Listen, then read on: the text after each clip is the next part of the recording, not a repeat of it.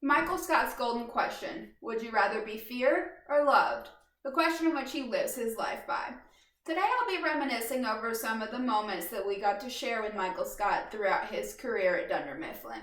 From his most questionable relationships all the way down to his most offensive moments, here's a roast to you, Michael Scott. First, we're going to take a trip down memory lane to go over some of Michael's multiple office relationships that made us love him. We'll start with Carol, which he proposed to on the 9th date, and gave a Christmas card. It wasn't just any Christmas card. It was the Christmas card from her previous Christmas. Her family portrait of her 2 kids, and her ex-husband, just with Michael Scott's face covering her ex-husband's. Then we'll move on to Helene, Pam's mother, freshly divorced. Michael had the great idea that it would to pursue her. Pam finally warms up to the idea and decides to go on a double date with her mother and Michael Scott for Helene's birthday dinner, during which Michael learns of Helene's age and decides to break up with her, saying, quote, "It's not like robbing the cradle, it's more like robbing the grave." Next, and probably his most risque and painful relationship, was with his boss, Jan. The relationship started with a trip to Jamaica, which there were photos taken. When he comes back, Michael, being who he is, sends a topless photo of Jan to the entire packaging department of Dunder Mifflin.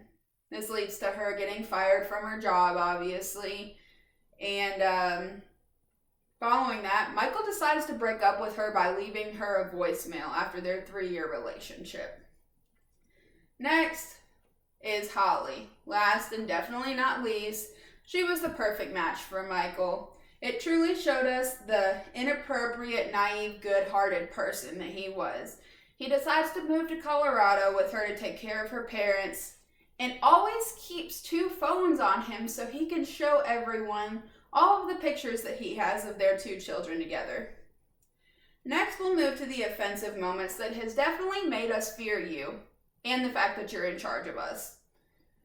First, we'll start with Phyllis coming in one morning being distraught because she'd gotten flashed in the parking lot. Your first response? Why would someone flash Phyllis when there's much more attractive people around? Realizing what you said and trying to make light of the situation, you decide to stick your finger through your zipper and pretend to flash Phyllis yourself. Then we'll move on to the day that he announces Oscar's sexual preference to the entire office. Little as that, he decides to try and make Oscar kiss him in front of the entire office to make up for what he said and show everyone that they were still friends. This wins Oscar a 3-month paid vacation, very well deserved. If you aren't cringing at Michael's actions yet, this one will surely do it for you. Michael fails to keep his promise to the group of low-income 3rd graders that he titled Scott's Tots. He promised he would pay for their full college tuition and expenses if they made it all the way through school. Sweet, right? Well, here's the kick. 10 years later, at the end of their senior year of high school, Michael has a meeting with them and lets them know that he will not be covering any of their expenses to go to college. So, despite the numerous office romances and countless offensive remarks and actions, you'll always be the world's best boss, Michael Scott. And the answer to the golden question, easy. We fear how much we love you, Michael Scott. Thanks for listening to my roast today. I hope you guys enjoyed it.